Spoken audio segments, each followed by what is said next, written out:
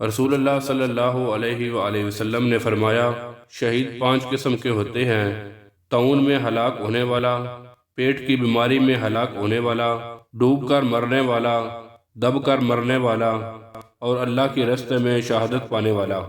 رسول اللہ صلی اللہ علیہ وآلہ وسلم نے فرمایا، 3 آدمیوں سے اللہ تعالیٰ قیامت کے دن کلام نہیں کرے گا۔